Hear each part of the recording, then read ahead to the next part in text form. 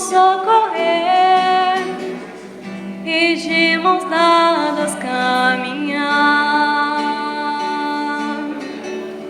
Há tanta mágoa, tanto pranto e tanta dor. São corações cansados de tanto sofrer, necessitados de carinho e de amor, praticando o bem, mas felizes vamos ser. Um mundo escola e juntos vamos aprender a cultivar a paz e a caminhar sempre servindo. Na caridade acendemos nossa luz, progredindo assim sobre o amparo de Jesus. La, la, la, ya, la, ya, la, ya, la, la, la, ya. La,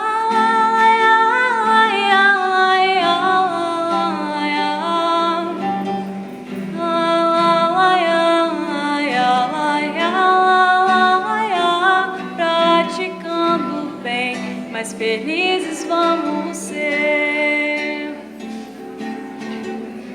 Um mundo, a escola e juntos vamos aprender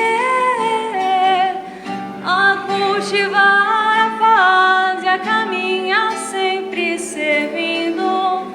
Na caridade acendemos nossa luz, progredindo assim sobre o amparo de Jesus. Progredindo assim sob o amparo de Jesus.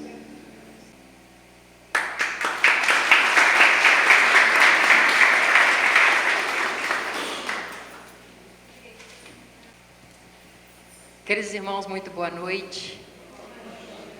É uma alegria imensa receber cada um de vocês. E é uma honra sem par receber Jacó. Essa pessoa que tem trazido tanto conforto, tanta segurança para o trabalhador e esperança para aquele que recebe atendimento. De novo, é uma honra te receber, Jacó. Então, meus irmãos, a nossa casa espírita hoje está em festa. É um dia para ficar marcado na nossa memória daquele contato com alguém que, pela sua necessidade, abriu a estrada, trilhou caminhos para nos mostrar como utilizar uma coisa tão natural que existe em cada um de nós, que é o magnetismo. Então, vamos aproveitar muito cada minuto de contato com esse nosso irmão e vamos começando a pensar como que nós podemos mover o mundo naquilo que nós não achamos que está tão bom. Vamos sair da zona franca da reclamação e partir para a zona restrita da ação. Tem menos concorrência e muito mais eficiência. Então nós rogamos ao nosso Pai Celeste que abençoe a noite de hoje. Registramos com muito carinho e gratidão os nossos irmãos que se deslocaram de outras cidades, a equipe de Valadares, Inhapim, Ubaporanga, Fabriciano, e mais? Teófilo Otoni, mais longinho ainda, né? Santa Rita e Caratinga, Caratinga, né? Isso. Muito obrigada a cada um de vocês pela confiança de vir à nossa casa participarmos desse encontro. E irmãos nossos que não são espíritas, nossa querida Maria Eugênia vem aí a brilhantar a nossa noite, né? Em nome dela, eu agradeço a todos que, não sendo espíritas, vieram estar conosco. Eu convido vocês a silenciar um instante para elevarmos ao Deus, que é todo poder e bondade, a nossa prece. Jesus de infinito amor e bondade, rogamos que eleve a Deus a nossa prece de hoje, que é só feita de gratidão. Ajuda-nos a compreender e na compreensão nos dispormos a servir. Sê conosco, amparando a cada um, especialmente o nosso palestrante da noite, nosso irmão Jacob, e que os bons espíritos conosco estejam em todos os instantes. Assim seja, graças a Deus. Meus irmãos, Jacob é estrela, né? Então a gente vai lá no Google, no YouTube, a gente encontra essas pérolas maravilhosas que ele tem colocado para nosso alcance. Mas tem uma coisa hoje muito importante para a gente falar.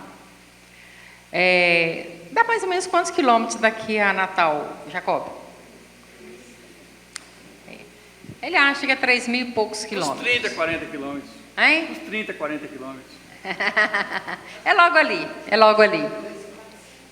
É claro que nesse mundo que virou uma pequena aldeia, não existe lugar longe. Mas quando a gente está enfermo, qualquer distância parece uma infinidade. E ele está aqui convalescente de chikungunya, né? Coisa pouca, né? Coisa pouca. Então, viajar de avião por si só já dá um certo desconforto, às vezes, e ele se submeteu a isso para vir trazer isso que está dentro do seu coração, que é o seu tesouro. Então, isso é mais um motivo de nós agradecermos a Jacob e aproveitarmos cada minuto. A história dele, conforme eu disse, como ela é estrela, a gente olha lá no YouTube, a gente sabe. Mas tem mais de 50 anos que ele está na trilha, aprendendo para ensinar. Ele é piauiense, mas adotou o Rio Grande do Norte por sua morada. E ele não é um magnetizador de nascença, vamos dizer assim. Ele é um engenheiro que utilizou dos recursos tecnológicos da engenharia para desmistificar e deslindar os segredos do magnetismo. E para a gente não ficar perdendo muito tempo, lembrando o nosso irmão Ítalo Pifano, sem mais delongas, sem mais delongas, com muito carinho recebamos Jacob de Mello. Queridos, queridas, prezados irmãos, boa noite. Deus conosco, que estejamos com Ele. Peço desculpas por ter que falar sentado, mas isso atende a dois fatores. Primeiro, recomendação médica. E segundo, porque as duas últimas vezes que eu tentei falar em pé, no final, eu estava parecendo que tinha Parkinson, me dá tremores muito fortes. Então, não seria legal, porque até alguém vai querer autógrafo se eu entrar nos tremores. Das duas vezes eu fiquei incapacitado, até o lápis cai da mão. Então, para preservar, eu vou pedir desculpas, porque eu não gosto de falar sentado, não é meu estilo, mas ou assim, ou talvez de outro jeito não desse certo. Honestamente, para mim foi uma surpresa muito grande essa tal dessa chikungunya, porque ela mexeu comigo absolutamente em tudo, fisicamente. Até minha voz, eu não consigo mais falar forte. Mexeu absolutamente com tudo.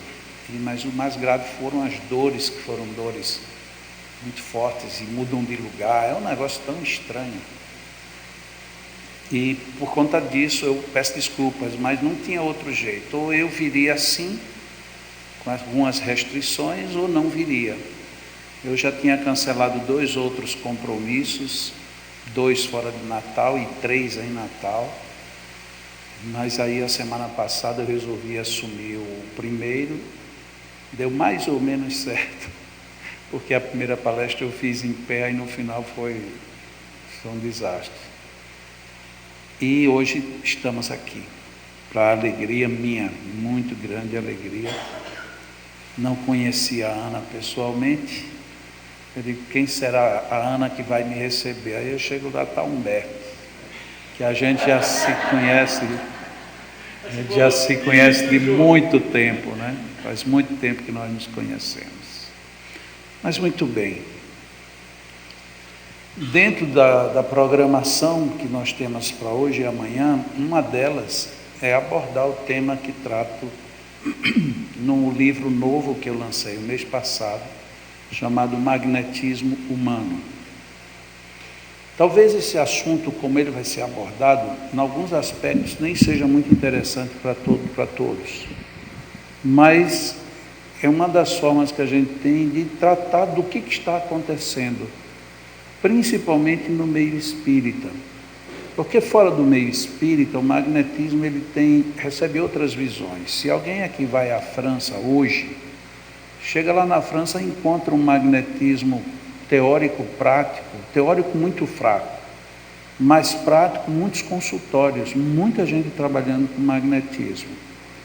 E como o magnetismo dá certo, aí agora, tanto lá fora do Brasil como aqui, tem muita gente fora do meio espírita usando o magnetismo apenas visando lucro.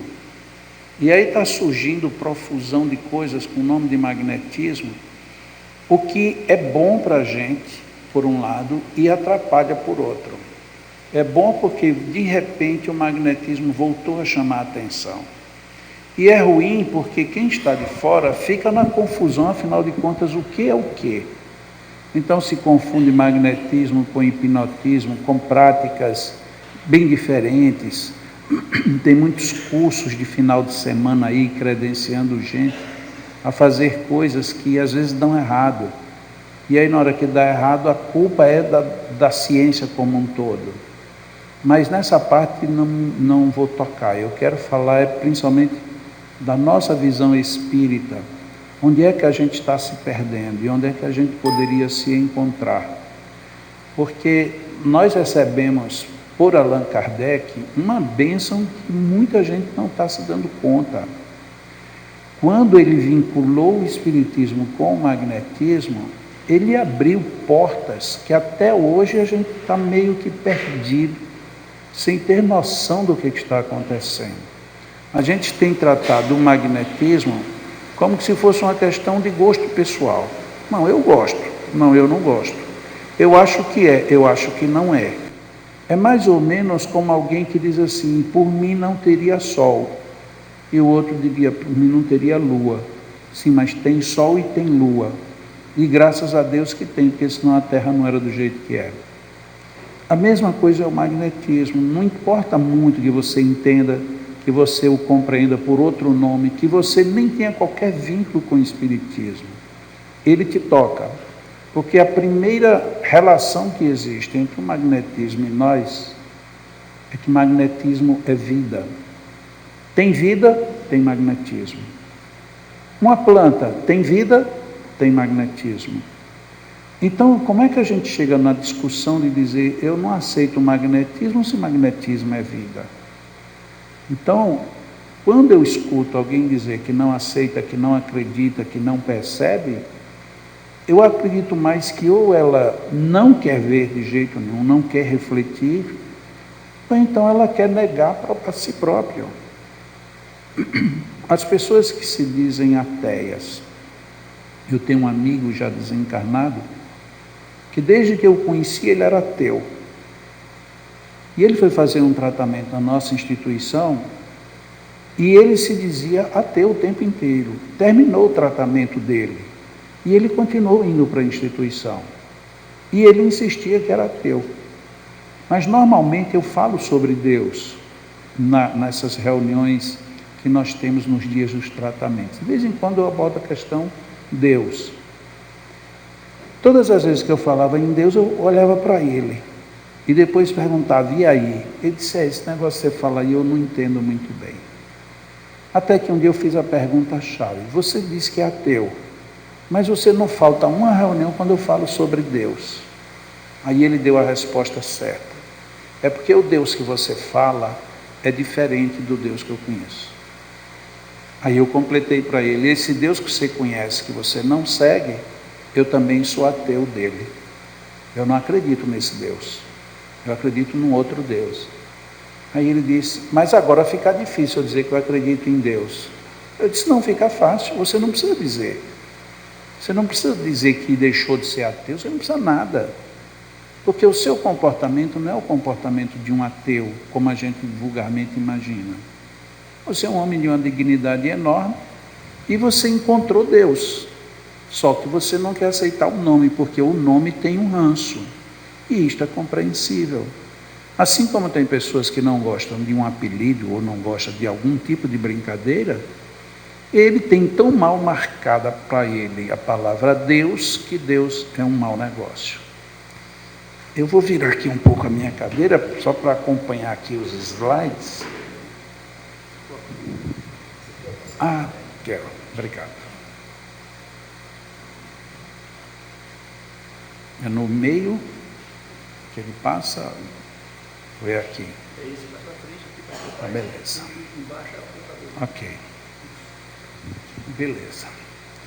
Existe um humorista muito conhecido, principalmente lá nos Estados Unidos, Groucho Marx, em que ele tinha um humor muito típico do povo inglês. Esse diálogo que aqui está, para a gente, é apenas um diálogo meio sem sentido. Mas para eles riam com isso daí. A gente ri deles, porque se eu visse alguém dizer isso daí, alguém caísse na risada, eu cairia na risada de quem estava rindo, porque qual é a graça?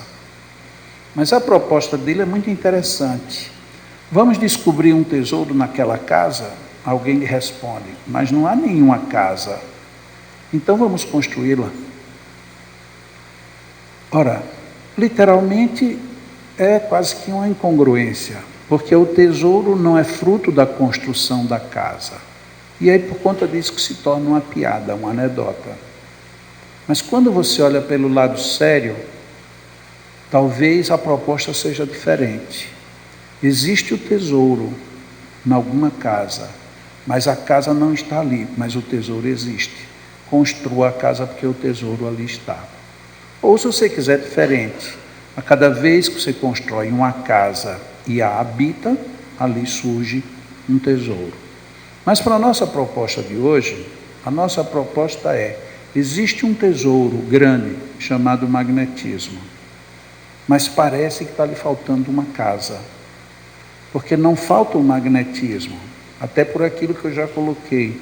O que tem faltado é a casa para receber o magnetismo. Só que não é uma casa física, nem é sequer uma casa-igreja. É uma casa que se confunde com o desejo que a gente tem de fazer, de realizar e de ir longe. Essa é que é a proposta que eu tiro aqui com o Groucho Marx e que ao mesmo tempo diz respeito à proposta que nós queremos. A nossa proposta é exatamente essa. Nós temos um tesouro, um grande tesouro, mas nós não temos cuidado dele. Não temos dado a casa devida, e é preciso que a gente busque essa casa. Por outro lado, a vida muitas vezes, por menos que a gente perceba, ela é formada de elos, que podem formar correntes, que podem formar veículos de união ou de amarração dos seres.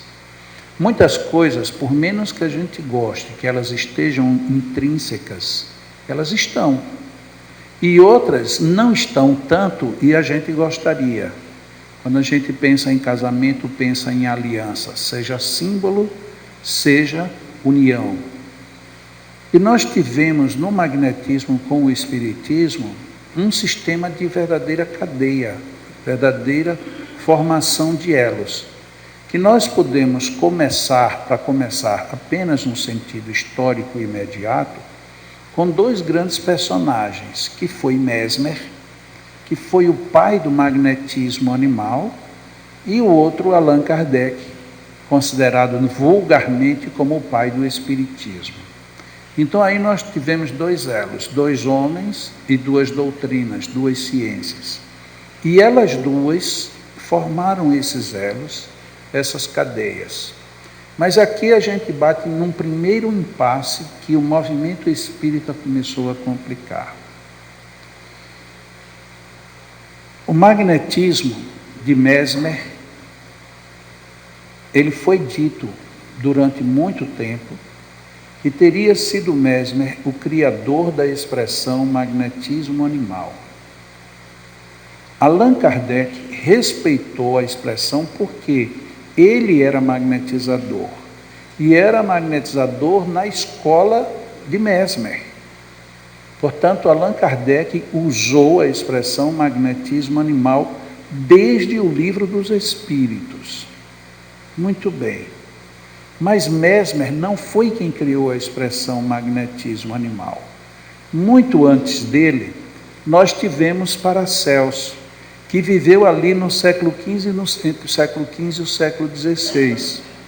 E Paracelso teve como grande aluno, como grande seguidor dele, Van Helmont, que viveu já no século seguinte. O Van Helmont, ele usou com mais propriedade a expressão magnetismo animal. Mas ele tirou essa expressão de Paracelso. E os dois, para falar e exemplificar sobre magnetismo, fazia referência a Jesus. Então, se a gente busca só nessa história, nós teríamos que o magnetismo usado como primeiras referências foram referidas a Jesus pelos primeiros que usaram as expressões, que foi Paracelso e Van Helmont. Mesmer estudou Van Helmont e ali ele incorporou a prática do magnetismo animal. Muito bem. Em que é que isso nos interessa, já que eu disse que aqui tem um problema? Em novembro do ano passado, no encontro de pensadores espíritas, portanto, só pessoal que se considera pesquisadores. Neste encontro, o encerramento do encontro, o moço que apresentou o tema, que era um tema magnetismo versus espiritismo. Na hora que você põe um versus o outro, já dá a ideia de que é briga, né? Porque um contra o outro, o tema já era meio complexo pelo título. Mas ele adianta e diz assim: o magnetismo é uma expressão da física, portanto, uso indevido pelo espiritismo, assim como já deveria ser uso indevido de onde veio, de Mesmer. Portanto, eu dou a seguinte sugestão: vocês peguem os livros de Allan Kardec e onde tiver a palavra magnetismo, vocês risquem, considerem. Aí nós vemos uma série de ousadias. A maior de todas é você querer mudar uma obra de alguém. Você não tem esse direito. Que direito eu tenho de pegar um livro seu e dizer: essa palavra que ele usou não é própria e eu vou tirar, e onde quer que ela apareça? É uma impropriedade. E a segunda impropriedade é você dizer que esse termo não é devido à ciência do magnetismo. Por quê? Eu aqui acabei de colocar a sequência histórica com as datas. Então já vem isso desde o século XV, a expressão magnetismo animal. Muito bem. Este físico, Clerk Maxwell, James Clerk Maxwell, que viveu de 1831 a 1879, ele estudava eletromagnetismo e em 1861 ele cunhou a expressão magnetismo com o sentido que a física usa. Só para a gente não ter que recorrer a toda a história para trás, Allan Kardec começou a publicar livros em 1857. E já em 1857, no Livro dos Espíritos, Allan Kardec, ele e os espíritos usam magnetismo. Portanto, se a gente tivesse que sugerir que alguém suprimisse a palavra magnetismo, quem teria que suprimir era a física. Por direito de uso, ela é muito mais apropriada para o sentido que nós temos dentro da doutrina do magnetismo. Por que eu estou colocando isto? Porque muitas vezes é fácil a gente ficar abatido porque alguém joga um argumento desse. Quer dizer então que nós estamos falando de uma coisa que nem é devida, porque isso é dos outros. E eu me pergunto, qual é o interesse que alguém tem em fazer isto? Era muito melhor dizer assim, olha, magnetismo é uma ciência antiga, que por algum motivo não foi aprovada, e era melhor que a gente não considerasse e reconhecesse, apesar de Allan Kardec ter sido magnetizador, ter colocado o magnetismo dentro do espiritismo e ter continuado magnetizando mesmo depois que começou a codificação espírita, porque ele não parou de ser magnetizador. Inclusive está sendo feita uma pesquisa agora onde isto está sendo resgatado. Então, se Allan Kardec era contra, era para ele de fato ter abandonado. E muitas vezes a gente encontra pessoas dizendo que Allan Kardec deixou tudo de lado. Muito bem, mas vamos ver como é que as coisas são. Esse é um grande filósofo, talvez o maior filósofo que nós tivemos no século passado, Karl Popper. E Karl Popper criou uma expressão para definir o que ele chamou de materialismo promissório, porque ele era meio indignado com as posturas da ciência. A ciência, ela tem um hábito que é estranho. Alguma coisa que ela não concorda, mas que, como tem muita evidência, ela não pode dizer que não existe, ela coloca assim: pode ser que um dia isso ainda venha a ser provado. Por quem? Por eles. Então, no dia que isso vier a ser provado, a partir daí a gente aceita. Até lá, fica só no campo das hipóteses. Só que isso acontece com muito mais coisas do que a gente imagina. Eu vou pedir permissão só para falar de uma coisa aqui um pouco rápido, que muita gente não gosta muito de física, mas isso é bem interessante. Bóson de Higgs. Isso, nesse último decênio, a gente ouviu falar. Quem tem o hábito de ler revistas mais técnicas, já ouviu falar do bóson de Higgs. O bóson de Higgs, matematicamente, ele foi já evidenciado há já de algum tempo. Mas faltava uma comprovação física. Aqui tem. Essa comprovação física se deu no ano de 2012. Como? Foi preciso criar um túnel de 27 quilômetros, um túnel em linha reta, e nesse túnel fazer projeções projeções em cima de nêutrons para ver se aparecia o tal do bóson de Higgs.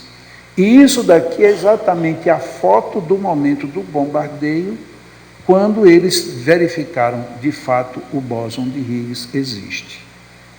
Só que o bóson de Higgs, ele não existe a partir de 2012. Ele sempre existiu, sempre. Desde que a Terra é Terra, o bóson de Higgs existia. Assim como uma outra descoberta bem recente também da física, os chamados neutrinos. Neutrinos talvez a gente não tenha ouvido muito falar nele. O bóson de Higgs ficou mais famoso. Mas olha que coisa impressionante. Se por acaso, numa reunião espírita, alguém disser assim: nesta sala, eu estou vendo que tem 2.000 espíritos aqui. A gente vai olhar e diz: não, mas não cabe. Aí se você insistir que tem 2.000, alguém vai dizer: esse povo é todo doido. Como é que nessa sala tem 2.000 espíritos? E se chegar um outro e disser: você está enganado, não são 2, são 5.000. Aí a gente vai dizer: não, eu vou sair daqui porque esse pessoal é todo pirado. Porque quando a gente fala, o que a gente fala parece que não tem peso. Quando se descobriu os neutrinos, olha o que foi que esse povo descobriu. Vocês têm noção do que é o número 1 trilhão? 1 trilhão tem 1.000, depois vem 10.000, 100.000, 1 bilhão, 10 bilhões, 100 bilhões, 1 trilhão. É grande. Agora imagine esse número acontecendo no tempo de 1 segundo. O que é que a gente pode imaginar? O que acontece com 1 trilhão de coisas num período de 1 segundo? É um absurdo. Pois bem, a física diz hoje que cada um de nós, aonde quer que a gente esteja, a cada segundo nós somos bombardeados por 1 trilhão de neutrinos. E engraçado, ninguém nunca sentiu isso, ninguém nunca falou, ninguém nunca percebeu. Mas agora, já que a física disse que sim, que provou, a partir daí a gente aceita. A gente não aceita os 2.000 espíritos aqui, mas 1 trilhão de neutrinos batendo na gente a cada segundo. Mas não é a cada segundo bateu agora e vai passar um tempo para bater de novo, não. A cada segundo de vida que a gente tem 1 trilhão de neutrinos nos chocando. Uau, que coisa chocante, né? Fazendo um pequeno trocadilho. Muito bem, a física demorou tudo isso e não tinha muito valor. Recentemente, neste ano, no mês de maio, um brasileiro, Marcelo Gleider, ele ganhou um prêmio monstruoso. Ele ganhou um prêmio Templeton, nos Estados Unidos, que corresponde ao prêmio Nobel. É tão importante como o prêmio Nobel. E o prêmio Templeton, ele homenageia pessoas que estão trabalhando com física e espiritualidade. Ele ganhou esse prêmio. E aí esse moço foi entrevistado, que ele é brasileiro, ele foi entrevistado aqui antes do prêmio. E foi perguntado a ele umas coisas básicas para que as pessoas entendessem. Ele disse, sobre o bóson de Higgs, o que você nos pode falar? Ele disse, o bóson de Higgs foi uma grande descoberta. Sim, mas em termos práticos, para as pessoas entenderem o que é o bóson de Higgs. Ele disse, vocês já ouviram falar no éter? Quando eu estava assistindo a entrevista, eu dei uma risada. Eu digo, eu não acredito. Porque para quem é da minha época, acho que aqui tem pouca gente da minha época, né? Que eu sou velho, já estou quase, né? Aqui só estou vendo os jovens. Então, para quem tem a minha idade e que andava pensando nessas coisas, deve ter dado uma risada também, porque não teve nada mais combatido pela física do que a teoria do éter. Mas foi uma desgraça, é tanto que quando você fala éter, ainda hoje, se a pessoa não sabe do bóson de Higgs, ela ri na sua cara. Aí olha onde é que ele foi buscar. Vocês lembram do éter? Aí ele dá uma parada. Ou então, do fluido universal. Eu digo, uau, onde é que esse homem foi parar? 2 termos que, definidos pela física como dois absurdos. Aí ele diz, o bóson de Higgs é exatamente isso.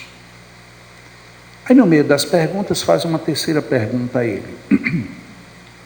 Quando houve o Big Bang, aí ele explica o Big Bang, que não é como a gente imagina, mas não vamos entrar no detalhe. Mas quando aconteceu o Big Bang, qual foi a maior força que existiu? Ele disse, a maior eu não sei, mas eu sei qual foi a primeira e mais importante de todas. A gravidade. Graças à gravidade foi que tudo se estabeleceu. Aí a gente vai lá no Livro dos Espíritos, questão 27. Allan Kardec pergunta se existia apenas espírito e matéria. E os espíritos disseram, acima de tudo Deus, espírito e matéria. E começa a desenvolver isso, fala do fluido universal, e lá na frente está assim. Esse fluido universal, vírgula, ou primitivo, vírgula, ou elementar, ou seja, entendam aí, dê o nome que vocês quiserem. A gente poderia até colocar aqui, vírgula, bóson de Higgs, vírgula, preste atenção como encaixa. Sendo o agente de que o espírito se utiliza, é o princípio sem o qual a matéria estaria em perpétuo estado de divisão e nunca adquiriria as qualidades que a gravidade lhe dá. Uau! 1857 a gente já tinha a teoria de Higgs totalmente definida. Só que aqui não vale, estava falando de fluido universal. Só que foi tão inteligente que não ficou só no fluido universal, deu a opção da gente escolher outro nome. Como é que fica a validação de uma pessoa que só porque estuda alguma coisa, ela dizer simplesmente que não acredita no magnetismo? Sim, você não acredita para depois um dia você chegar lá na frente e voltar atrás. Parece essas coisas que acontecem no nosso dia a dia. Acredito que aqui a maioria, durante muito tempo, viveu totalmente traumatizado porque não podia quase comer ovo, porque o ovo é o dono do colesterol, quem come ovo vai ter infarto e tal. Passam-se 10 anos, aí o ovo é resgatado, que a gente tem que comer ovo. Aí, peraí, afinal de contas, come ou não come? Não, aí agora vem não, ele come, mas tem que ser desidratado, ele tem, mas a gema tem que ficar por fora, tem, mas não pode ter gordura, e aí vai. Eu sou do tempo em que óleo era um mau negócio, porque óleo,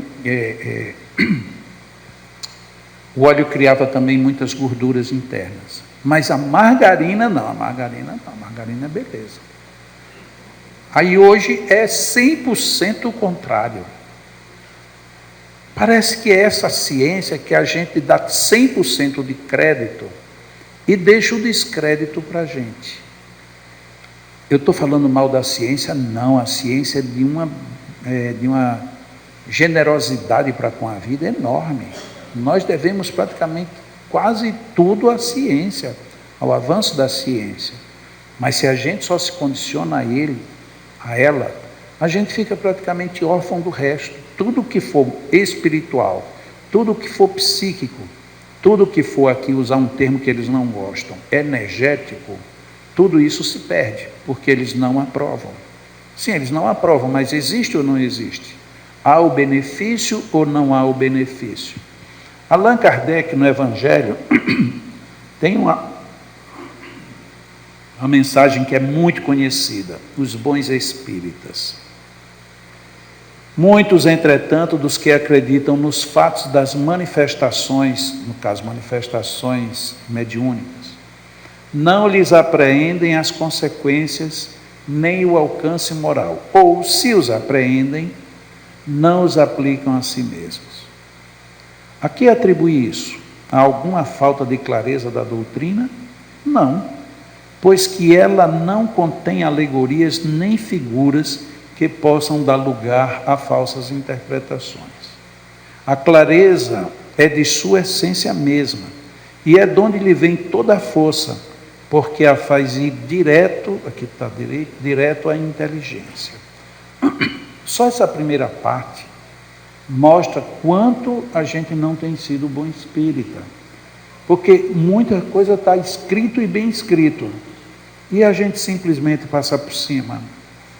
Provém isso de que a parte, por assim dizer, material da ciência somente requer olhos que observem, enquanto a parte essencial exige um certo grau de sensibilidade, a que se pode chamar maturidade do senso moral, maturidade que independe da idade e do grau de instrução, porque é peculiar ao desenvolvimento em sentido especial do espírito encarnado. Obrigado, Ana. É óbvio que essa mensagem quase todo mundo aqui já leu, e não leu só uma vez, não. É muito comum a gente ler essa mensagem, mas parece que ela é lida para os outros. Eu leio isso aqui para que os outros entendam, para que os outros se enquadrem, para que os outros observem. Nós precisamos ter olhos de ver, proposta de Jesus, e precisamos ter ouvidos de ouvir. E como ele disse aí no texto, a doutrina espírita é de uma clareza impressionante. Você simplesmente sair pervertendo o que o Espiritismo colocou com Allan Kardec, é porque ou você não quer ler, ou se você aprendeu, você simplesmente não quer tirar nenhum proveito, nem para você, nem para os outros. Quantas e quantas vezes pessoas contrárias ao magnetismo terminam buscando na hora que chega o desespero. É porque a medicina não trata? Não, a medicina é outra bênção enorme. Mas tem coisas que a medicina não consegue. E não consegue por um fato bem simples. A medicina, ela tem por estrutura filosófica o estudo da matéria, do corpo, da biologia, da fisiologia. Ela não entra na parte que diz respeito àquilo que eu estou chamando de energético ou fluídico.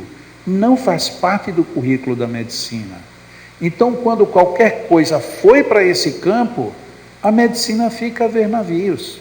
Ela vai por tentativas. Aí vamos considerar que isso é hormonal, que isso é falta, sobra, perda. Sim, de quê? Desse elemento. Vamos fazer experiências.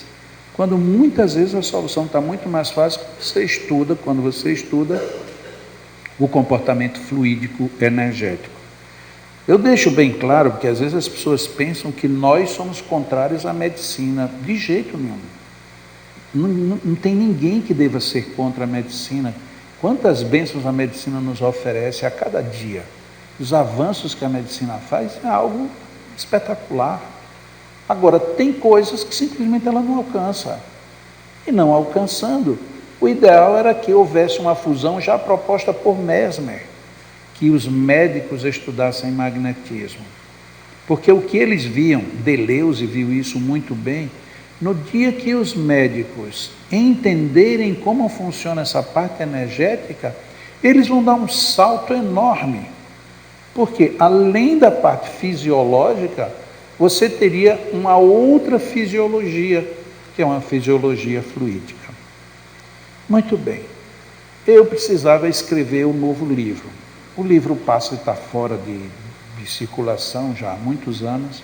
A Federação Espírita Brasileira disse que não vai reeditá-lo, já bateu o martelo quanto a isso. Então, ela nunca disse por quê, mas ela não vai editar o livro. E os outros que eu tinha, o Manual do Passista, era de uma certa forma corrigindo algumas falhas que teve no livro Passe, porque a FEB não aceitou fazer uma nova edição corrigida.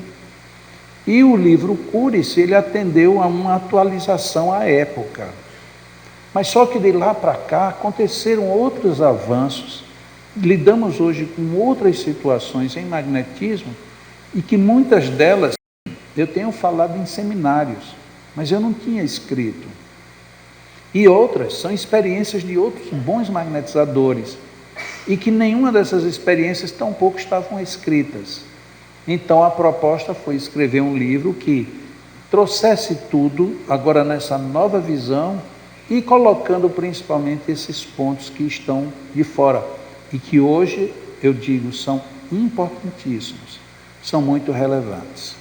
Então nós começamos o livro no primeiro capítulo falando de novidades, em dois sentidos, das novidades que serão tratadas, mas também o sentido pejorativo dessa palavra, porque muita gente diz assim, olha, esse magnetismo, isso é uma novidade, como que se fosse descartado por ser novidade, e fazendo alguma confusão, dizendo que isso não tem nada a ver com o espiritismo. Depois discuto um pouco dos mitos que a gente criou, e tem vários, do tipo, não aplique passe no seu filho dentro do próprio lar. Por quê? Por que não? Mas por que não? Por que não?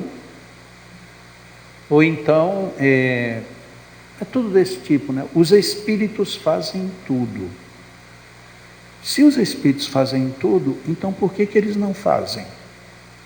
Você tem um parente com início de Alzheimer. Chama os espíritos para resolver. Eles não resolvem. Por que será que eles não resolvem? Porque eles querem que a gente fique com Alzheimer? Ou será que eles não gostariam que a gente pesquisasse isso também? Mas aí a gente começa a receber frases desse tipo. Todos os passes são iguais. Como assim? Quer dizer que se eu aplicar um passe em você é igual que se essa outra pessoa aplicar, que é igual o da outra pessoa? E as interações energéticas, fluídicas, vão para onde? E a vontade, a intenção, a usinagem, a capacidade que um tem de doar mais, de doar menos, as habilidades técnicas, os envolvimentos emocionais, isso vai tudo para o espaço? Então eu discuto um pouco esses mitos, porque a gente viveu, pelo menos, muito tempo no meio espírita com, eu chamo de mitos para não dizer chavões, são verdadeiros chavões, em que a gente fica ali preso e depois isso se transforma numa crença, uma crença altamente limitante. Como é que você não pode aplicar um passe no seu filho, se em tese o passe é uma aplicação de amor? O meu filho eu amo, mas eu não posso aplicar o meu amor nele. Então a gente vê que são questionamentos que a gente já deveria vir fazendo há muito tempo. E depois verdades. O que são verdades? O que nos apresentam como verdades? E o que a gente vai fazer com as verdades que nós temos? No segundo capítulo, eu abordo um pouco da história do magnetismo, algumas definições mais conhecidas e o envolvimento disso com a cura. Porque magnetismo, pelo menos no Brasil, ele está muito vinculado à cura. E parece que a gente perdeu noção de magnetismo noutra parte. Livro dos Espíritos, questão 388. Allan Kardec pergunta se os encontros fortuitos que se dá entre duas pessoas é sempre fruto do acaso ou tem alguma coisa por trás. De repente eu me encontro com uma pessoa que eu nunca vi e a gente entra numa relação de simpatia ou de antipatia. No meio espírita a resposta vem quase que um chavão de novo. É encontro ou desencontro reencarnatório. O que é interessante é que os espíritos não entraram nessa onda. Os espíritos disseram que esses encontros, eles estão numa lei, e aí vem a chave, né? Onde o magnetismo é o piloto desta ciência, que um dia compreendereis melhor. Essa é a parte final da frase dos espíritos. Então os espíritos confirmam o magnetismo e ainda diz que a gente não conhecia o suficiente. E eu posso deduzir de uma forma bem direta. Se ele está perguntando as questões de relação entre eu e outra pessoa, se isso não é casual, não é casual no sentido, não foi o acaso quem provocou, mas existem outros fatores, e esses fatores são dirigidos por uma lei que a gente ainda pouco conhece, fica a pergunta: será que se a gente entendesse melhor do magnetismo, a gente não resolveria melhor alguns problemas que a gente às vezes passa a encarnação inteira sem resolver? Pessoas passam a encarnação inteira sem gostar de outra, e você pergunta: por que você não gosta dela? Eu sei lá, meu santo não bate com dela. Sim, mas seu santo não bate, o que quer dizer isso? E aí a gente não faz, não pensa, vai para a terapia. Na hora que a gente mergulhasse no livro dos Espíritos e parasse para pensar, eu falei aqui a 388, mas se vocês querem só lembrar, comece na 386 e vá até a 391. É um verdadeiro tratado de relacionamento pessoal, onde o piloto dessa ciência é o magnetismo. Mas a gente não estuda magnetismo para relação pessoal. Sim, quem é que fica com prejuízo? Nós. Quer dizer que você não se dar bem com a pessoa, você pode resolver magneticamente? Pode. Significa dizer que muitos maus relacionamentos são campos fluídicos desencontrados. Eu tenho uma energética que não combina com a sua. Não tem nada a ver de eu gostar ou não gostar de você. Mas como eu não sei decodificar isso, quando eu chego perto de você, eu me sinto mal. Eu disse: eu não gosto dessa pessoa. Aí a gente transforma algo que a gente não sabe o que é, num sentimento. E aí depois, para mexer com esse sentimento, dá trabalho. Quando a gente poderia muito bem estudar isso com mais cuidado e ver como aprimorar os nossos relacionamentos. Casais, quase todo casal, por mais que se ame, tem uns períodos que tem uns probleminhas. Se você tentar resolver isso magneticamente, você vai descobrindo: meu Deus do céu, por que eu não já sabia disso? Por que eu não já acionei isso há mais tempo na minha vida, para o meu próprio benefício? Mas a gente perde muito tempo, a gente fica discutindo se Allan Kardec foi Chico, a gente fica discutindo coisas que não levam a gente para canto nenhum. E o que de fato move a nossa vida, a gente leva no roldão, e aí vai passando. Aqui, ainda nesse capítulo, eu abordo a questão de Jesus como técnico, e não apenas como uma expressão de amor. Porque a gente confunde muito até isso. Por todas as vezes que eu escuto alguma palestra católica, protestante ou espírita, porque hoje em dia você não precisa mais nenhum lugar desse, basta sintonizar no YouTube da vida e você já sintoniza. Quando se fala de Jesus é um amor. É um amor. Jesus é aquela força. Ou então Jesus era um médium de Deus. Bom, se ele era um médium de Deus e quando ele fazia era Deus, então ele não fazia nada. Quem fazia era Deus. Será que Jesus não tinha capacidade ele de fazer as curas que ele fazia? Eu acredito que sim. Ele é o médium de Deus quando você toma isso como uma figura, poderia até aqui colocar uma figura filosófica, ou ainda como uma situação quase que metafórica. Mas você querer literalmente dizer que Jesus, ele incorporava a Deus para poder curar, isso não faz sentido.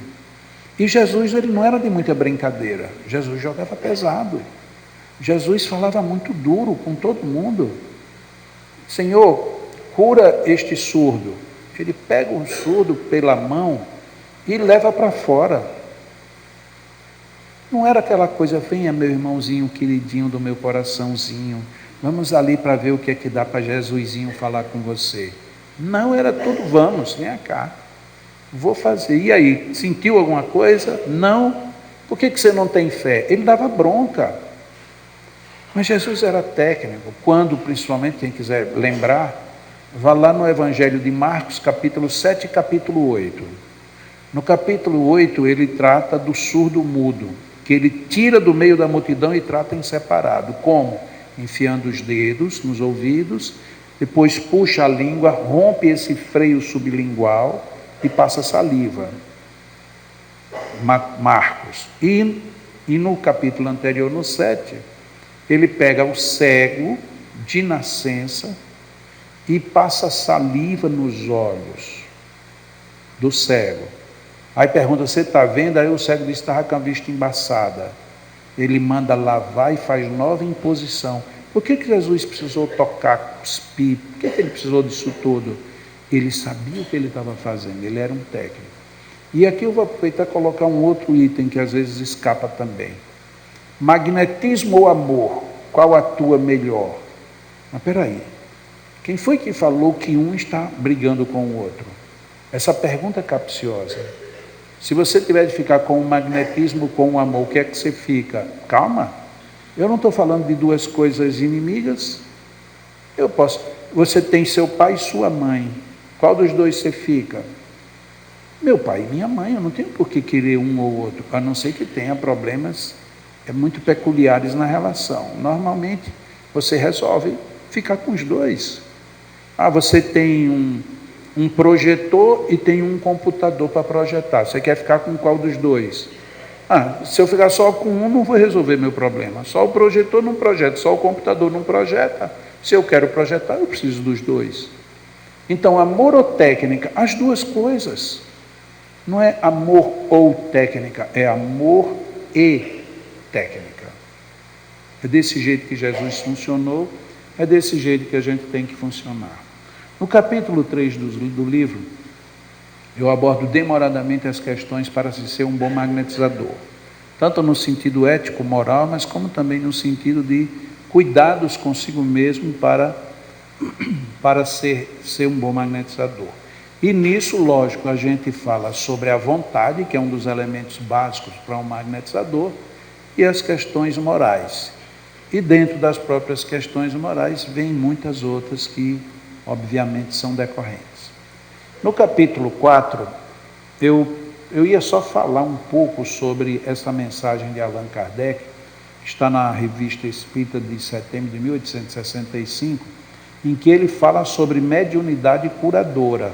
Não é um artigo sobre magnetismo, mas ele fala muito sobre o magnetismo. E por que eu preferi comentá-la toda?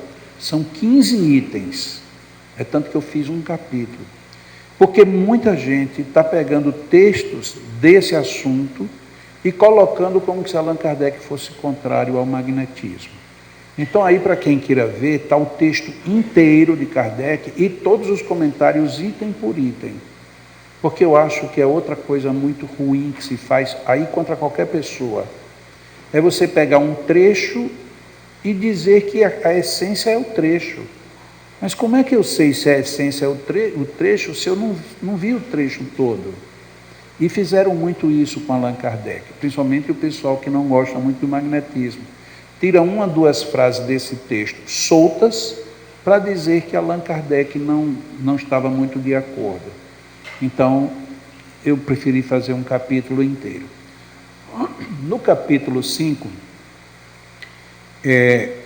eu fecho as questões que envolvem principalmente as questões morais e materiais do magnetismo. E aqui, só para ilustrar, eu trouxe essa frase desse magnetizador, Sr. Kahneman, que foi um magnetizador do tempo de Kardec. Ele era vivo, mas ele desencarnou antes que Allan Kardec tivesse desencarnado. E quando ele desencarnou, ele mandou uma belíssima mensagem, não uma só, ele mandou outras. Mas essa daqui foi primorosa. O magnetismo desenvolvido pelo Espiritismo. Isso aqui faz diferença, porque até então o magnetismo, antes do Espiritismo, ele era desenvolvido só como ciência. Quando o Espiritismo chegou, logo no início, não aceitaram essa fusão, principalmente os grandes magnetizadores. O Barão de Poté, que foi, inclusive, professor, depois foi colega de Allan Kardec, Barão de Poté, nessa época, quando surgiu o Espiritismo, ele discordou completamente de Allan Kardec. Não tem nada a ver espírito com isso. Mas esse livro que tem até aí fora, que é um livro vermelho bem espesso, que é o livro do Barão do Poté, quando ele vai chegando no final do livro, somente ali do capítulo 8 em diante, aí ele começa a falar das influências dos espíritos, das relações mediúnicas nos fenômenos do magnetismo. Então ali ele já tinha concordado de que há sim um desenvolvimento desse magnetismo quando chegou o Espiritismo. E aí o Kahneman diz isso, que o magnetismo desenvolvido pelo Espiritismo é a chave da abóbada da saúde moral e material da humanidade futura. Quando eu vejo essa humanidade futura, eu me lembro, vamos construir a casa para o tesouro, é exatamente a mesma coisa. A questão está exatamente aqui, humanidade futura. Hoje em dia a gente fala somente de saúde, com magnetismo, e não falamos necessariamente dessas duas situações. Falamos saúde no sentido de passe o mal que você está sentindo, vamos vencer esse mal, sem ver mesmo a saúde material como um todo. E a moral. O magnetismo afeta a saúde moral. Só nesse item que eu falei, do interrelacionamento, já pensou a gente conseguir resolver vários maus relacionamentos apenas com atitudes magnéticas? Isso é uma verdadeira revolução na nossa qualidade de vida. No capítulo 6, aí aqui a gente começa a entrar de fato em matérias para quem já quer ser bem mais objetivo. Primeiro, discutindo Deus, lembrando que Deus, inteligência suprema, causa primária das coisas. A primeira parte da oração é Deus é inteligência, e a gente não tem considerado isso. Se a gente pede definição de Deus a qualquer pessoa, a primeira coisa que a gente diz é que Deus é amor, que Deus é Pai, que Deus é Criador, que Deus... A gente muito raramente se lembra dele como inteligência. E talvez tenha um bom fundamento psicológico. Nós temos medo da inteligência. Só que se foi isso, vamos supor que os espíritos estejam certos. Deus é a inteligência maior, e isso chamou tanta atenção deles que foi tão grave. Será que a gente não deveria também estar atento, mais um pouquinho atento ao desenvolvimento da nossa inteligência? Não para a gente se esquecer do resto, mas a gente tem tripudiado muito da nossa inteligência. Logo depois que Deus, aí vem um estudo sobre os fluidos, e depois o perispírito, centros vitais. Quando vocês encontrarem este assunto neste livro, Magnetismo Humano, aí aqui a gente vai começar a ter surpresas, porque agora já não são mais 7 centros vitais, nem são 9, nem são 10. A gente vai descobrir que tem muitos outros e de muita importância, dependendo do que você queira resolver. Então aqui a gente vai ter pelo menos os centros principais e os reversos desses centros, que durante muito tempo foram 100% desconsiderados. Por isso é que muitas vezes, muitas pessoas fazem tratamentos magnéticos anos e não melhoram, porque estamos trabalhando apenas a parte de fluxo e não trabalhamos a parte de refluxo. Por quê? Porque só nos foram ensinados os centros do fluxo, ou os centros do verso. Os do reverso ficaram perdidos. E aí temos hoje situações, que algumas a gente vai ver amanhã nas conversas que vamos ter, a importância disso, se você quer realmente resolver determinados problemas. Que tem problemas de saúde muito complexos, tanto para a medicina como para o magnetismo. Mas se você não tem noção do que você vai fazer, fica mais complexo, fica mais difícil.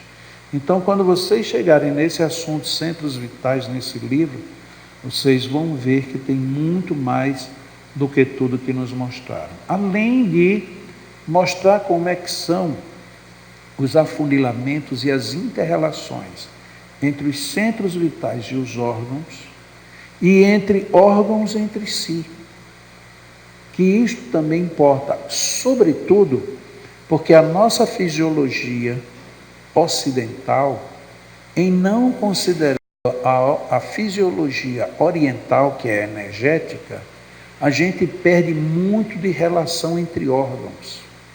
Isso também a gente vai abordar com alguns exemplos amanhã. No capítulo 7, aí entramos para as técnicas. Aqui nessas técnicas, vão ter as técnicas básicas, as 6 básicas, mas depois vamos entrar em outras técnicas que são usadas hoje com muita eficiência. Os arrastamentos, para você trabalhar dores, para você trabalhar tumores. Os espelhamentos, quando um centro pode interferir ajudando um outro, e você precisa pegar o apoio deste centro para ir tratar um órgão que muitas vezes não tem relação direta com ele. Muita gente fica pensando, são palavras novas, são invencionices. Não, são realidades que muitos magnetizadores fizeram sem se darem conta, principalmente Deleuze. Deleuze foi um dos maiores desbravadores. Só que como ele viveu o livro de Deleuze, esse da capa azul, Instruções Práticas, o livro de Deleuze já tem mais de 175 anos de publicado. Lógico, ele estava com um conhecimento de medicina lá atrás. Então, muitas coisas ele diz assim, isso aqui depende de um fluxo sanguíneo. Na realidade, não era sanguíneo, era fluídico. Então, tem muitas situações que é preciso a gente ler com atenção para contextualizar, porque não dá para engolir literalmente algumas situações. Mas não se justifica um livro escrito há 175 anos, que ensinava como tirar dores. Tira todas as dores? Não, mas tira dores, sem você ingerir nenhum medicamento. Isso até hoje é funcional, e esse livro não era traduzido. Isso é um absurdo. Se fala tanto em sonambulismo, o Deleuze, ele dá orientações até repetidas demais de como se trabalhar uma sessão de sonambulismo. E o que serve o sonambulismo? Hoje não serve quase nada, porque ninguém usa. E não usa por quê? Por acomodação ou por total desconhecimento. Porque o magnetismo deve muito mais ao sonambulismo do que a gente imagina. No começo não se tinha técnicas. Como é que essas técnicas surgiram? Do acaso, na maioria das vezes. O próprio doente entrava em estado sonambúlico, e em estado sonambúlico ele dizia, o que eu tenho é isso de doença, e você vai fazer desse jeito. Do mesmo jeito que eles receitavam chás, banhos, sanguessugas, eles também receitavam, façam dispersivos, façam isso, façam aquilo. E a gente está com um débito enorme, que eu digo a gente, os espíritas, porque está lá no livro dos espíritos o sonambulismo, e a gente deixa tudo isto passar. No capítulo 8, aqui a gente começa a ter umas participações muito interessantes. Nós temos um magnetizador lá em Natal, chamado João Francisco, que ele tem uma habilidade muito boa de ter um bom tato magnético, principalmente de funções cerebrais e neurais. Então ele é quem tem colaborado muito para o desenvolvimento de algumas técnicas, porque ele não só estudou muito isso, ele tem um tato muito perfeito e ele está sempre tentando ficar atualizado com o próprio movimento da medicina, em termos de pesquisa, que caminhos eles estão indo. Alguns eles tentam fazer via magnetismo, não dá certo, mas aí de repente ele descobre um outro meio. E João, ele de uma certa forma, ele tem trabalhado algumas patologias mais complexas. João Francisco é esse cara aqui. Então, essa parte de patologias complexas no livro, muito está escrito por ele. O que está escrito por ele fica identificado. Também discutimos a questão das mediunidades com as curas e as questões do sexualismo, da sexualidade. Até que ponto interfere, como interfere, se não interfere. Porque esses assuntos aí costumam ficar de novo naquela velha situação. Eu concordo, eu não concordo. Eu gosto, eu não gosto. Então aí a gente sai desse discurso, a gente entra na análise do fenômeno. No capítulo 9, é uma outra companheira, lá do Rio Grande do Sul, Ana Vargas. E Ana Vargas, desde que ela começou em magnetismo, ela começou tratando de depressão, e logo em seguida ela teve um paciente autista, mas um autismo naquele nível superior, nível pesado. E desde lá ela se especializou muito em terapias com autismo, né? Então, transtorno do espectro autista. E ela já falou muito, já participou de muitos cursos, já deu curso, mas ela não tinha nada escrito. Tinha aqui e acolá você encontrava algum artigo, mas não tinha consolidado. E aí eu pedi e ela escreveu esse capítulo sobre autismo. Então o capítulo 9 é todo sobre o transtorno do espectro autista. No capítulo 10 tem uma outra companheira lá de Natal, Yara Guerreiro, que ela se especializou em trabalhar fibromialgia com magnetismo. Então ela escreveu este capítulo, mostrando os procedimentos, inclusive com os quadros dos centros de força, dos centros vitais que são trabalhados. E no capítulo 11, uma outra companheira lá de Natal, Maria do Rosário, ela se especializou em problemas circulatórios. No início isso surgiu em Itabuna, na Bahia, com o Ivan, mas eles tratavam apenas dos membros inferiores. A Rosário começou a pesquisar junto, sempre combinando com ele, e de tal forma que hoje já é trabalhado problemas circulatórios gerais. Sobre esses dois últimos assuntos, fibromialgia e TCM, há 2 anos lá em Natal a gente teve uma reciclagem e exatamente elas duas abordaram os temas. Essa reciclagem foi filmada e muita gente pediu. É tanto que essa reciclagem ela não tem nenhum cunho assim de técnico de apresentação, porque era uma apresentação para os próprios colegas. Mas foi tão grande a procura que a gente terminou fazendo uns DVDs e, por acaso, vieram 5 DVDs. Só são 2 DVDs, né? 5 jogos, falando sobre a fibromialgia e o TCM.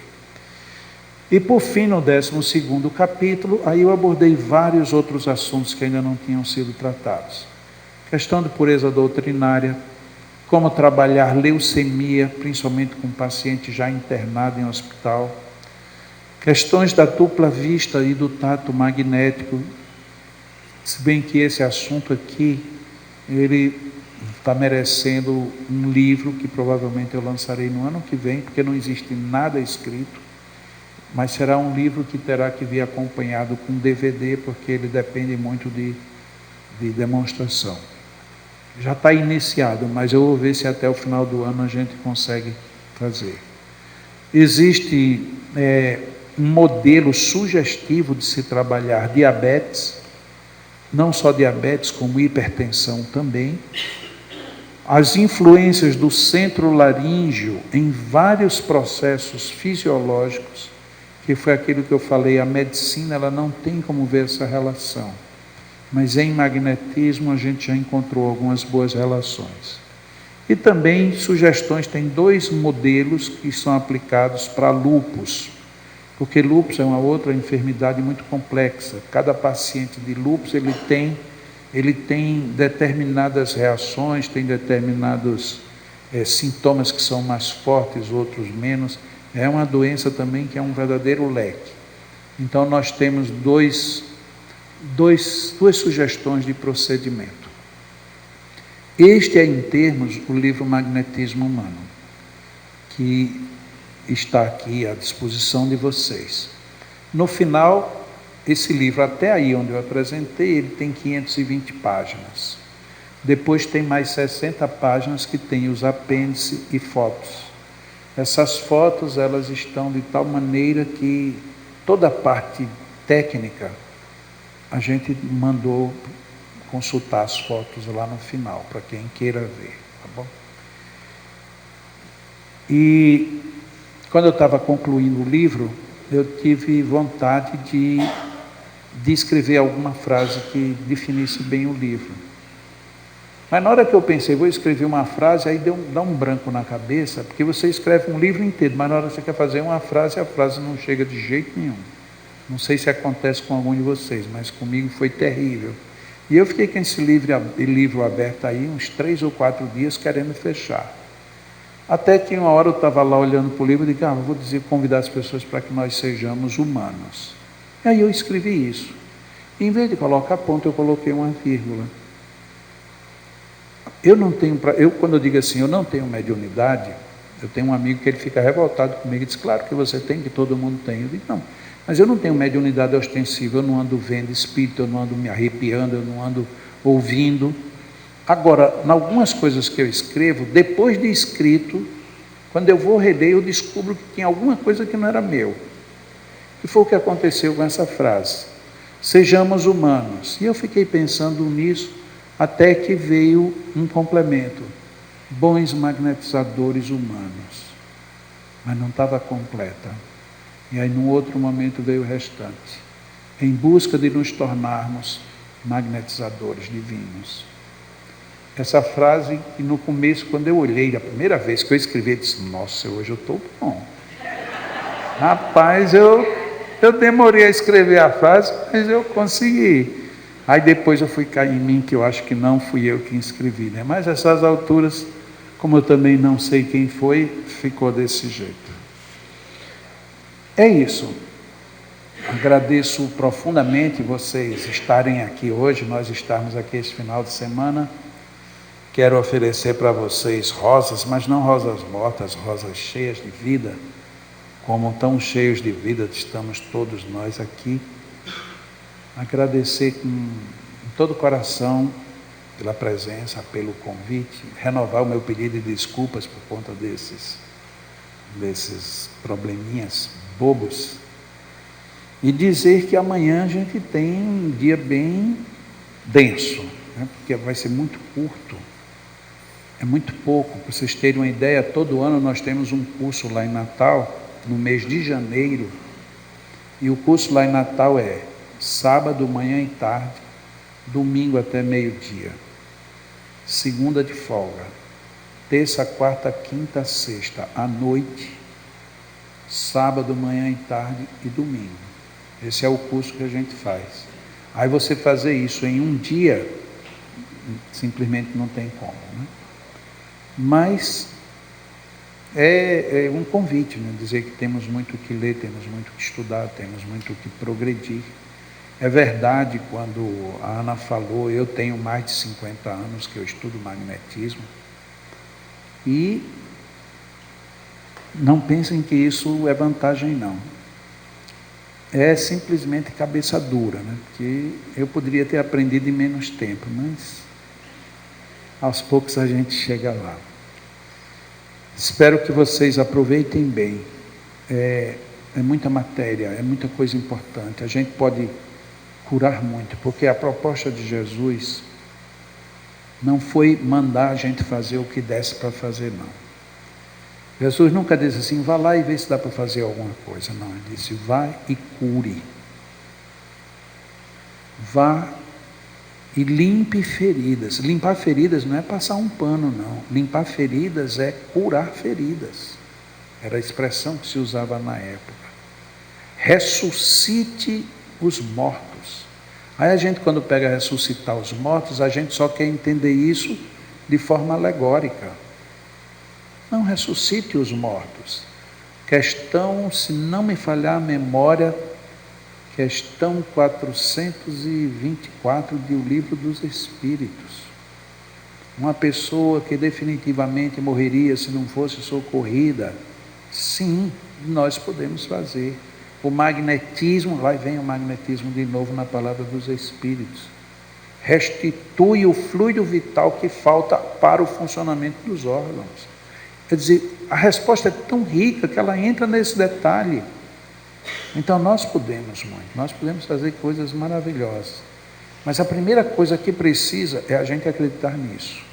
E a segunda, somos cristãos, seguidores de Jesus, então vá, cure, ressuscite, limpe feridas, expulse demônios. E aí arrematou de uma forma magistral. Dê de graça o que de graça recebeu.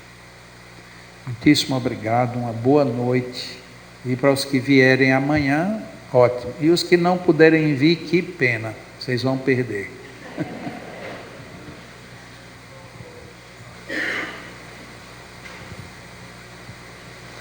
Vamos então elevar os nossos pensamentos, os nossos sentimentos. Jesus, Divino Mestre, nós agradecemos muito por esses momentos de reflexão aqui com o nosso irmão Jacobelo, trazendo-nos a ampliação da percepção, do entendimento, da compreensão, das possibilidades do magnetismo e de tudo que nós podemos fazer com esse conhecimento e a sua aplicação coerente, precisa, consistente. Que as tuas bênçãos de luz se derramem sobre os nossos corações, iluminando-nos a todos, possibilitando-nos a cada momento, aproveitando todo o aprendizado que vamos realizando, saímos da teoria para a prática de uma forma consistente, de uma forma amorável, levando os teus ensinamentos, levando a técnica, levando o amor aos corações, aos corpos, à estrutura perispiritual dos nossos irmãos de humanidade que nos buscam.